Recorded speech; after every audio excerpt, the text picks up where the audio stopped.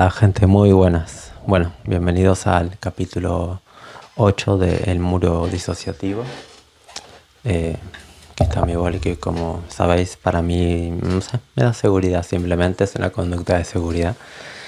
Bueno, quería retomar el podcast, ya lo hice la semana pasada comentando el caso clínico que faltaba, que ya está en mi cuenta de Instagram y en mi página web, por supuesto, que bueno, dejaré aquí de este lado los enlaces y en la descripción.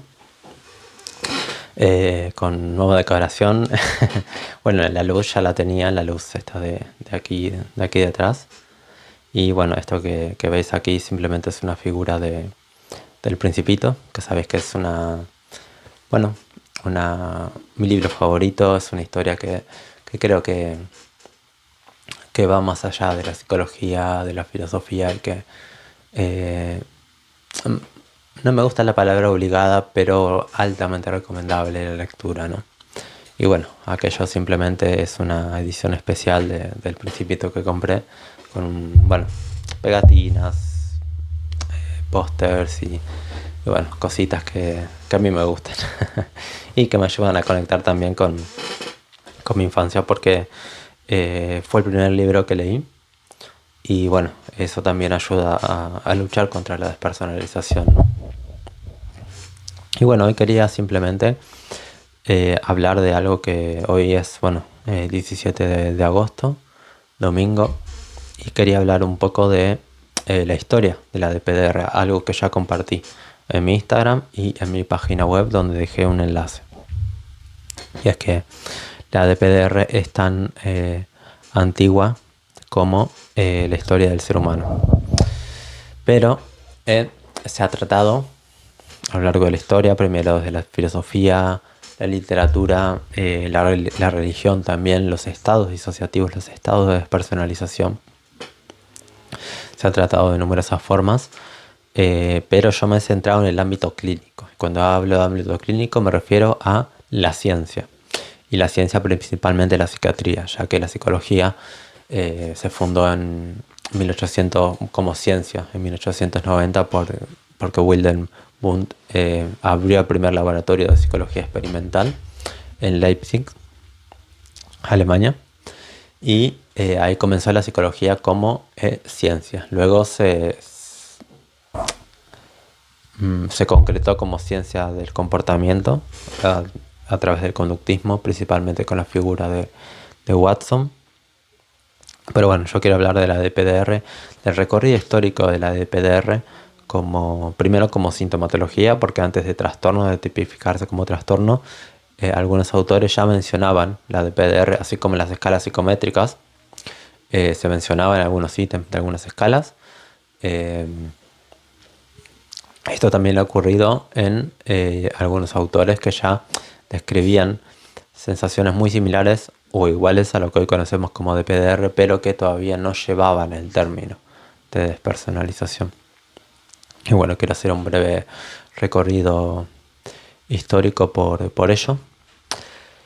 Bueno, no voy a repetir lo que es la DPDR porque ya todos sabemos lo que es. Básicamente es una anestesia emocional que afecta tanto al mundo interno como al mundo externo. Los que me seguís ya sabéis lo que es.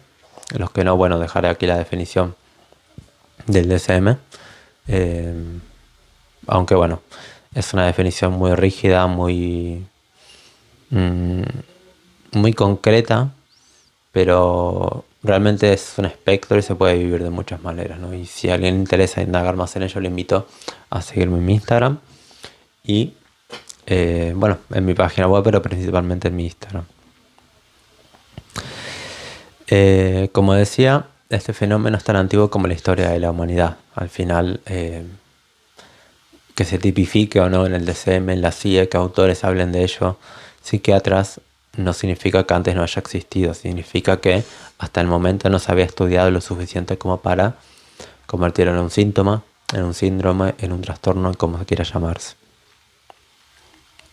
Y quiero hacer un recorrido desde los primeros esbozos, autores que hablaban de despersonalización sin nombrar la despersonalización, hasta que se creó el término de despersonalización. Y Eh, bueno, como decía, principalmente son psiquiatras porque la psicología, podríamos decir que es una escisión de la psiquiatría, vino después. eh, pero bueno, los que trataban estas cuestiones eran psiquiatras y estoy hablando de la época del 1800. La primera figura de referencia es Jean-Étienne Dominique Esquirol, que como su nombre indica, aunque mi pronunciación no sea la más precisa, fue un psiquiatra francés que en 1830 describió experiencias de alteración de la conciencia del yo, que se asemejan a lo que hoy en día conocemos como despersonalización.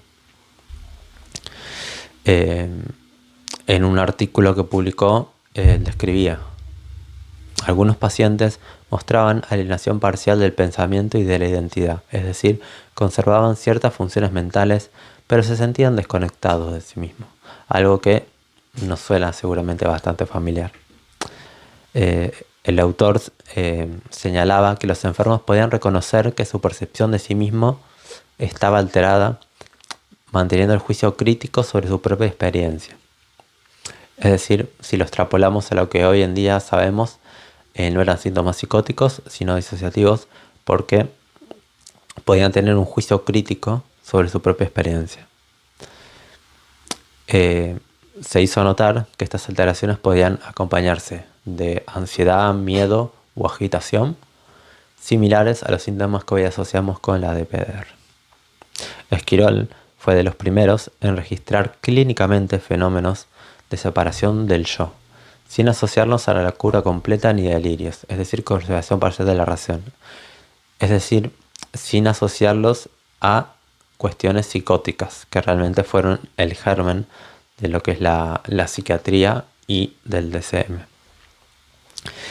Sus descripciones, las descripciones de Esquirol, sirvieron como antecedentes para autores posteriores como Weilager, Griesninger y Kirchhaber, quienes profundizaron en el estudio de la alienación del yo y las sensaciones de doble o espectador de sí mismo. La siguiente figura fue justamente Weilager, quien era otro psiquiatra francés, que en 1843 describió casos donde los pacientes experimentaban los siguientes síntomas: dualidad de la conciencia, es decir, coexistencia de dos estados de conciencia en un mismo individuo; sensación de ser un observador externo de los propios actos; estados en los que la identidad personal se fragmenta, aunque el juicio crítico y la memoria permanecen intactos; y experiencias que incluían ansiedad, miedo, sensación de irrealidad, conectando el fenómeno con alteraciones afectivas, es decir, del estado de ánimo, y neurológicas. La siguiente figura fue otro psiquiatra, en este caso húngaro-francés, justamente, que fue Kirchhaber, que en 1873 publicó Neuropatía cerebrocardíaca, aquí está escrito francés, Neuropathie cerebrocardíaca, que bueno, neuropatía cerebrocardíaca, vamos a ver en español.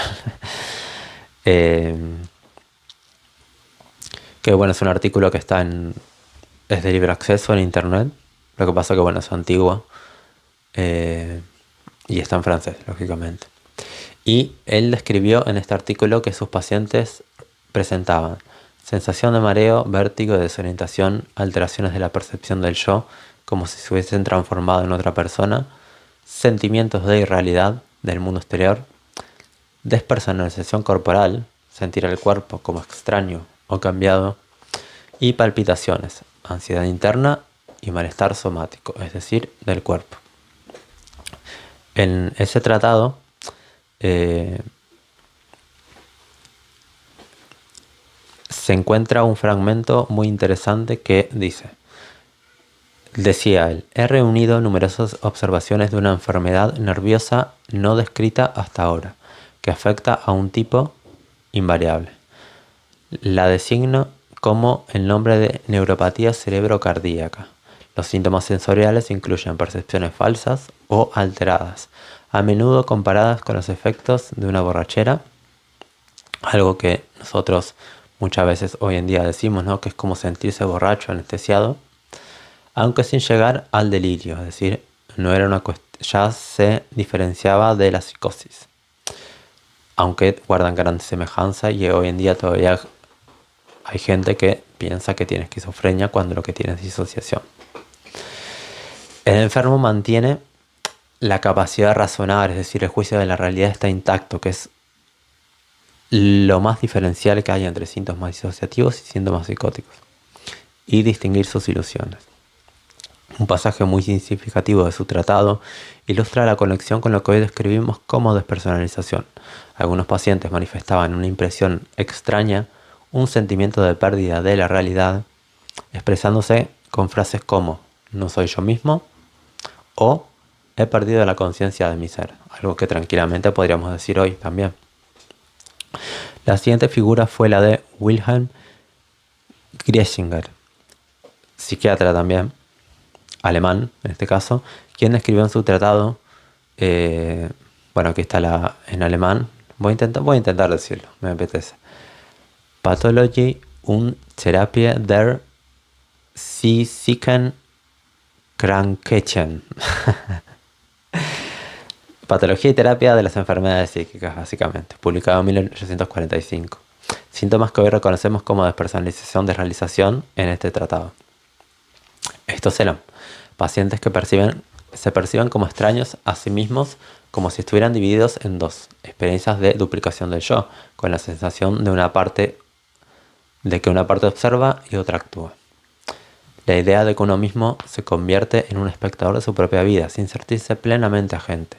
Estados de alienación mental, donde el enfermo se queja de que sus pensamientos y percepciones no son realmente suyos. Estas descripciones, aunque sin el término de despersonalización todavía no se había tipificado, se anticipan al concepto de conciencia disociada que Pierre Janet desarrolla a finales del siglo XIX. Un autor fundamental para comprender la historia de la disociación en general, no solo de la despersonalización. Por último, llegamos a la primera aparición y consolidación del término despersonalización, la primera tipificación del concepto de despersonalización. Esta fue dada por otro psiquiatra, también francés. Los franceses estaban muy puestos en esto. Llamado Ludovic Dugas, que fue discípulo de Beilanger, quien en 1898, para describir una sensación de extrañeza respecto al propio yo, escribió un artículo titulado La depersonalización, Revue psychologique de la France et de Échanger, dicho en francés. Es un artículo que también está en internet, lo que pasa que, como digo, está en francés. Dugas amplió las descripciones de sus predecesores y documentó casos de pacientes que experimentaban sensación de separación del yo, describiéndose como observadores de sus propios actos, desconexión del mundo exterior, que percibían como extraño o irreal, lo que hoy se conoce como desrealización. Conciencia lúcida de la alteración, es decir, los pacientes podían describir sus experiencias de despersonalización sin perder el juicio crítico. Nuevamente, la diferencia entre la disociación, síntomas disociativos y psicosis. En la disociación no se pierde el juicio de la realidad, en la psicosis sí. Experiencias acompañadas de ansiedad, angustia o temor a perderse a sí mismos, reflejando la carga emocional de la PDR, lo cual conecta con estados anímicos, ¿no? Principalmente depresión, ansiedad. Dugas fue de los primeros en diferenciar clínicamente la despersonalización de los trastornos psicóticos graves. Y de aquí viene un gran paso, ¿no? Diferenciar la disociación de la psicosis. La disociación se entendía primero como psicosis y luego se fue poco a poco diferenciando hasta que Dugas la tipificó como un ente diferente de la psicosis o síntomas psicóticos, subrayando que podía ocurrir sin alteración total de la razón, es decir, sin pérdida del juicio. Sus estudios conectaron los fenómenos de alienación del yo, doble conciencia y desrealización con los conceptos ya propuestos por Beilanger, Chris Haber y Griesinger, perdón. Ayudó a consolidar la base clínica para la definición moderna de la DPDR en psicopatología. A partir de ahí ya se tipificó la despersonalización y, bueno, se comenzó a incluir en los manuales diagnósticos, de lo que haré otro carrusel, otra entrada en mi página web y por supuesto también otro video podcast en Spotify. Y bueno, este es el repaso histórico desde los primeros esbozos, aproximaciones a las experiencias de despersonalización sin llamarla despersonalización, hasta la introducción del término por Ludovic Dugas en 1898, que fue cuando se instauró el término. Y bueno, es importante, creo, interesante conocer la historia, ¿no? Aunque no esto nos vaya a curar, la experiencia la conocemos de sobra, pero me apetecía dar un poco de luz sobre la historia de la despersonalización. Así que nada, como dije también en el carrusel, como podéis ver ahí, de este lado, perdón, si os interesa que haga un repaso histórico de la DPDR en los manuales diagnósticos, el DCM y la CIE, cuando se empezó a tipificar, los matices, los detalles, cuando se añadió también el apellido de desrealización, cuando se separó de la neurosis, cuando se separó de la psicosis, dejádmelo en los comentarios y me pondré con eso, que la verdad es que es algo que me apetece. Y nada más, simplemente quería compartir esto con ustedes. Es un video podcast bastante cortito, pero me apetecía hacerlo de este modo y retomar el podcast en definitiva, y también avisar de que se van a venir, además de divulgación científica, contenido experiencial, también más que entrevistas, charlas, tanto con pacientes, con personas que pasan esto, como con profesionales. Algunos estoy contactando que trabajan el trauma y la disociación y o han pasado por esto. Así que bueno, la verdad que es algo que me hace mucha ilusión. Y bueno, pues aquí terminamos con otro episodio del podcast El Muro Disociativo. Ya sabes, darle like, compartir, comentar, todo ayuda. Y nos vemos en el siguiente episodio. Un saludo.